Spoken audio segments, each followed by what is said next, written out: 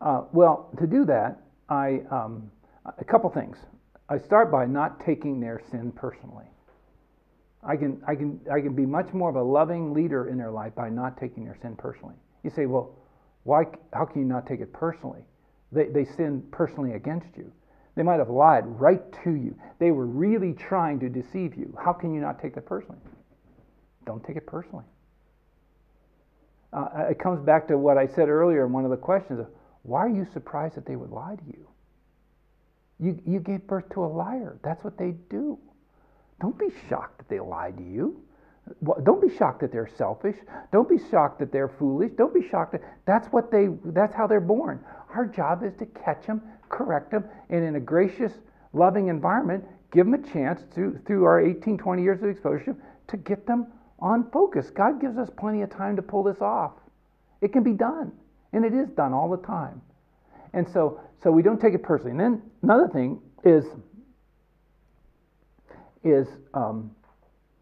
I think it helps to divide their infractions into two categories, either as a misdemeanor or a felony, and respond accordingly. Because many parents take everything so personally, they put everything in the felony list. Because it's how dare you do this to me? And they start saying it even with infants. So, when they take their food and throw it off the high chair, all splattered all over the floor. Just say, I don't want it, and Mama takes it personally, and whatever. And the response is a felony action. In our civil laws, we separate between felonies and misdemeanors. We don't send somebody to prison for 20 years for double parking. We give them a parking ticket. We separate these things. And so, and the ones that I would put in the felony thing are the ones that God put, the Big Ten, that he etched in stone up on the mount. But even there, I want to do those carefully. Like, love the Lord your God with all your heart, soul, and mind. Well, my kid doesn't do that. That's about relationship with him. But we're talking about, lying, stealing, the last five especially. Lying, stealing, adultery, misrepresenting the truth, coveting, all that kind of stuff.